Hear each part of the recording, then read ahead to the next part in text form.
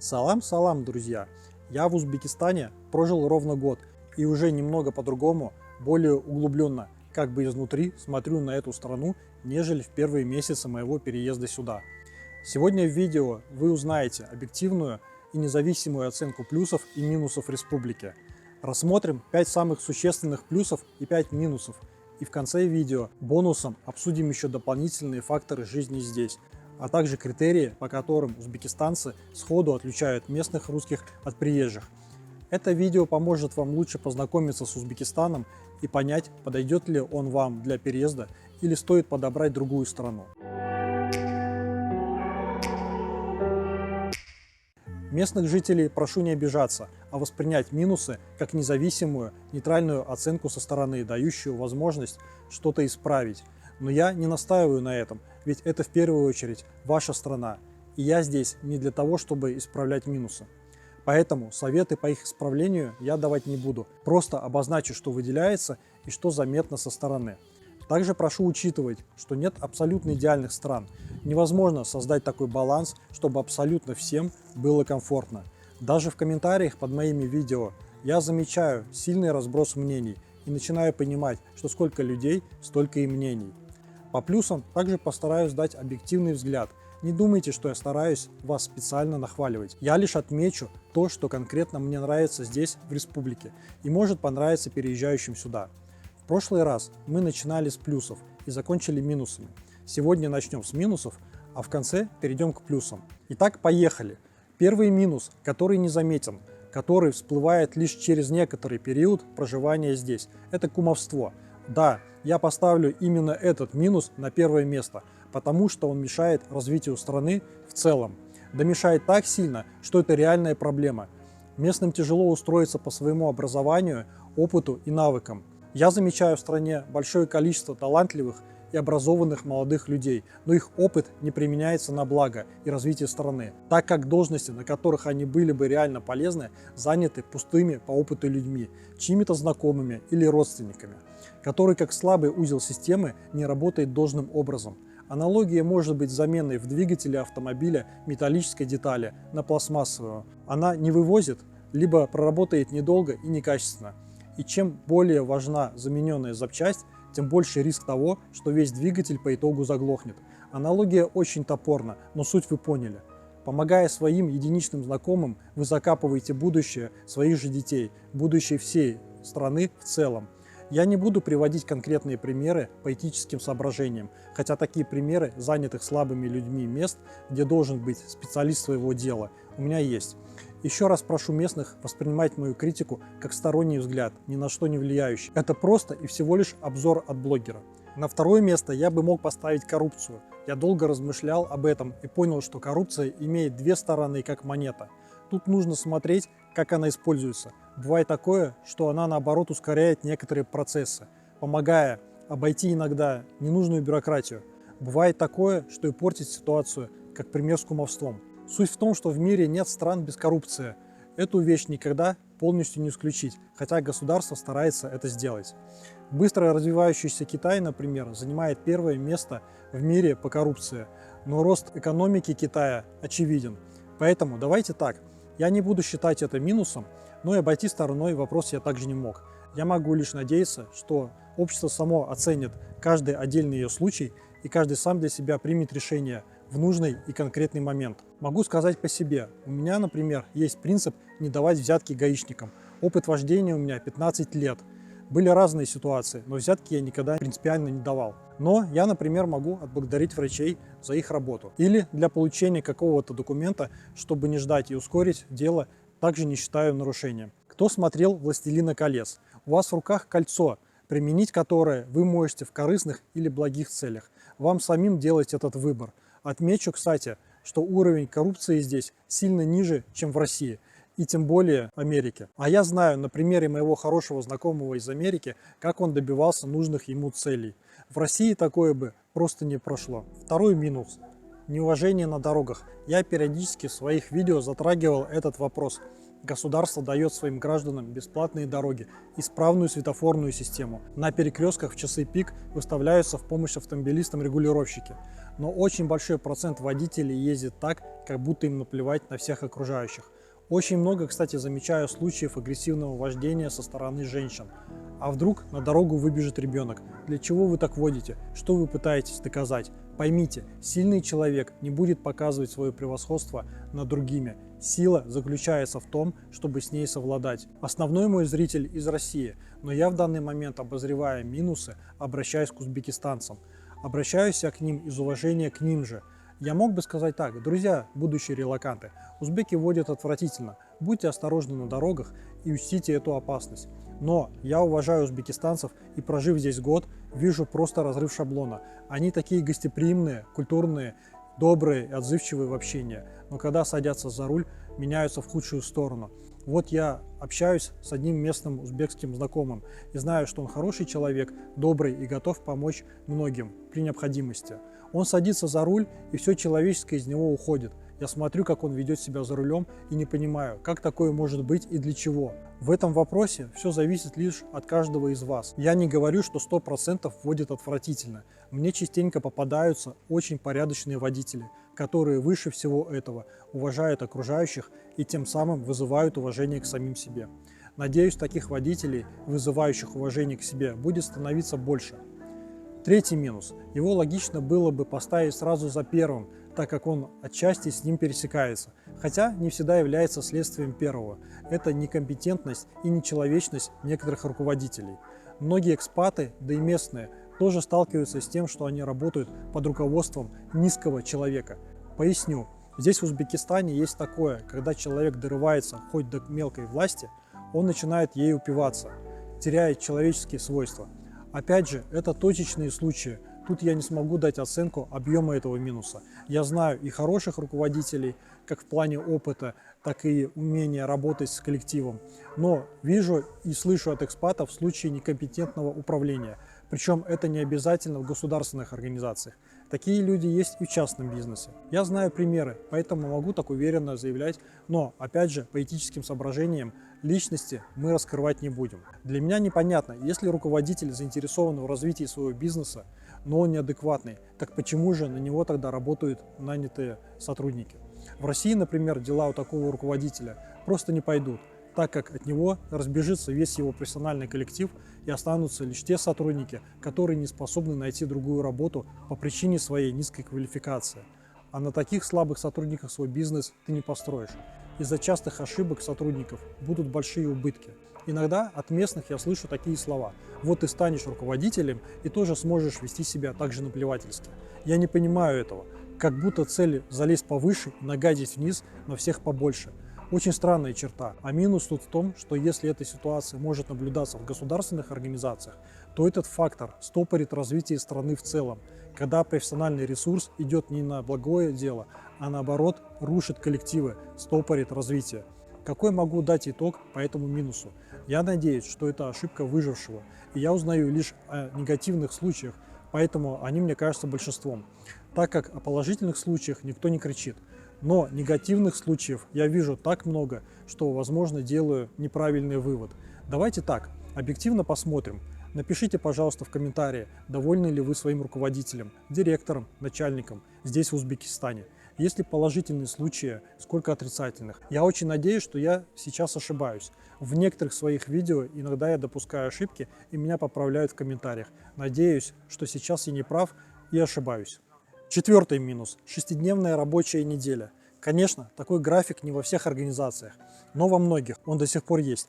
Причем в субботу коллектив выходит на работу, но занимается своими делами, принципиально не работая. Это нерациональное использование человеческого ресурса. Лучше дать это время на отдых, время провести с семьей, заняться своим хобби. В итоге падает эффективность сотрудников. Многие начинают заниматься во время работы своими делами.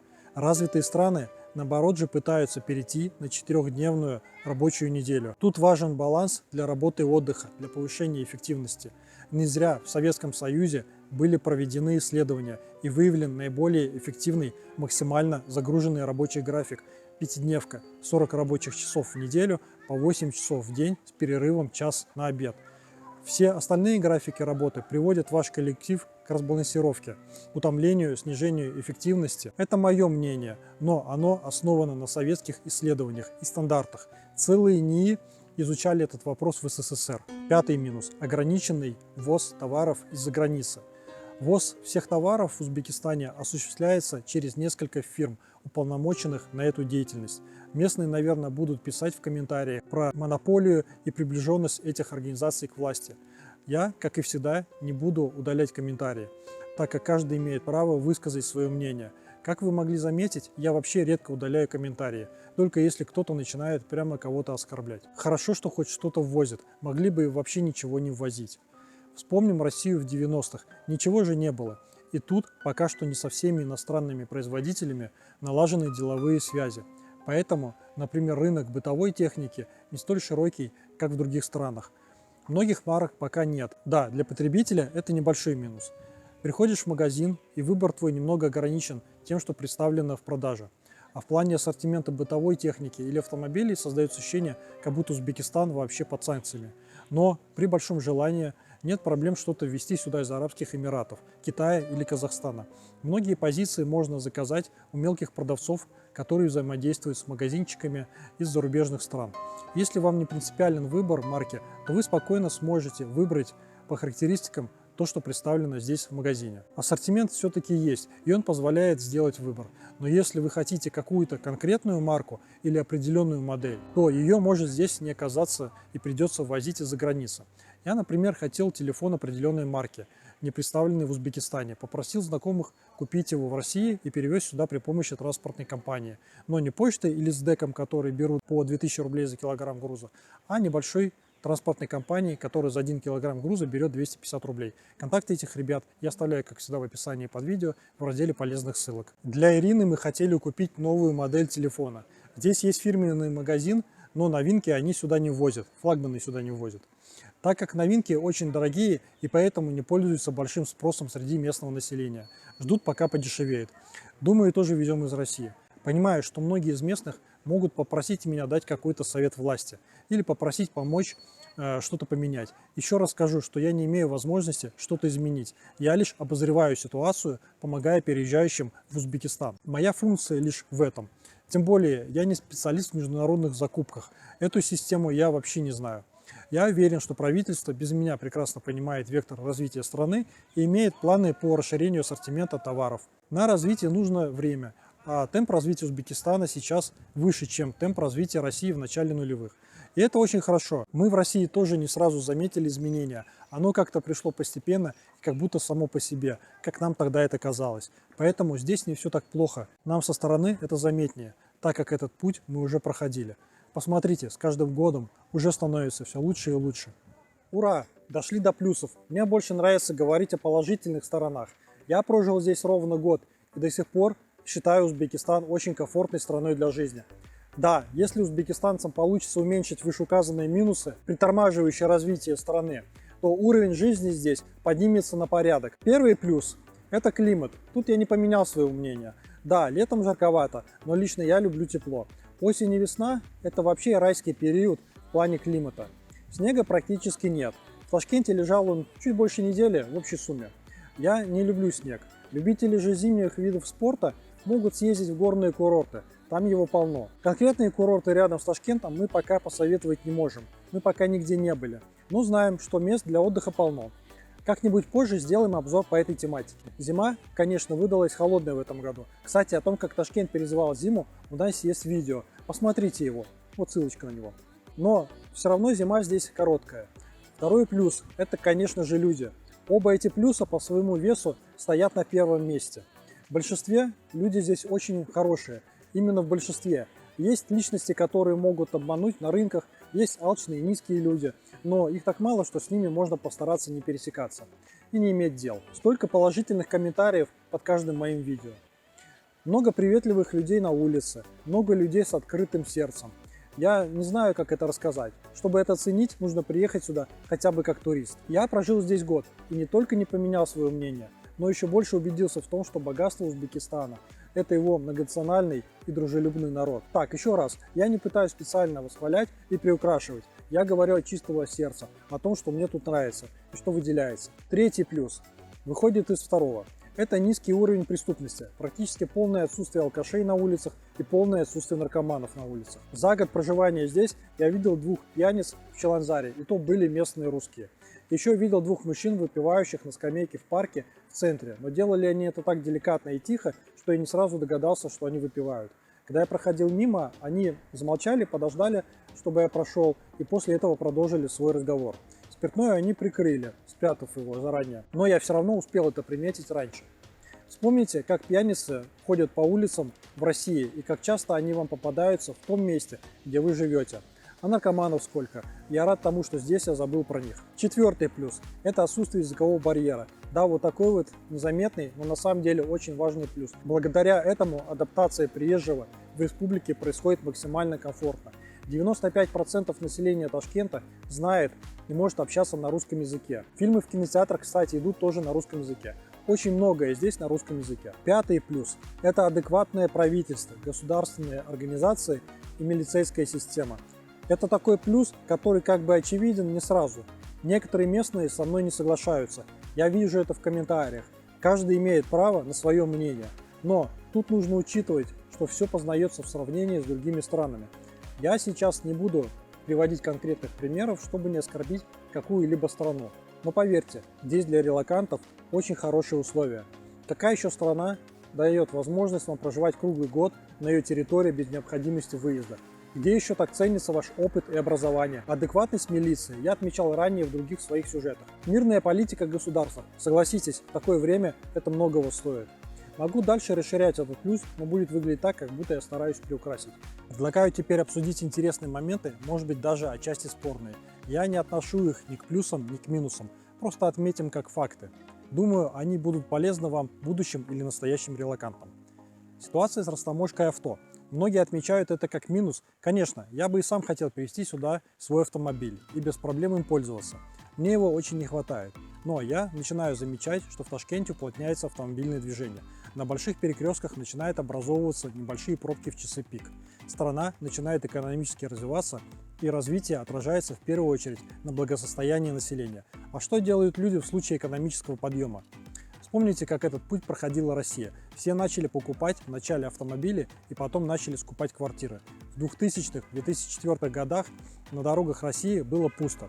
В 2010-2015 начались небольшие пробки. Сейчас же города-миллионники в России стоят в лютых пробках. Я считаю, что должен быть некоторый сдерживающий покупку авто фактор, но параллельно должно выполняться развитие сети общественного транспорта. Это отдельная глубокая тема, и сегодня мы ее разворачивать не будем. Если Варламов приедет к нам еще раз в гости, вот тогда с ним, как с урбанистом, и поговорим на эту тему. В прошлом видео с плюсами и минусами я говорил, что по словам местных они считают минусом людей вокруг себя. Это было не мое мнение и не мои слова. В особенности это касалось качества сервиса. Да, не везде хороший сервис, я это тоже начал замечать со временем, но лечится это очень просто. По прошествии времени вы находите для себя те места, где сервис вас устраивает. Также я говорил о запутанной адресной системе. Прожив здесь некоторое время, ты привыкаешь и учишься пользоваться геолокацией и ориентирами. Сейчас я это не считаю минусом вообще.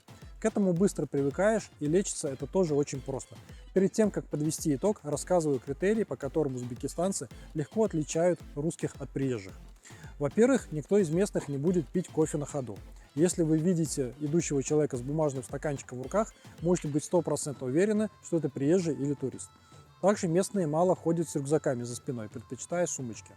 В общепите приезжие в большинстве случаев плов едят вилкой. Никто из местных не будет есть плов вилкой, только ложкой.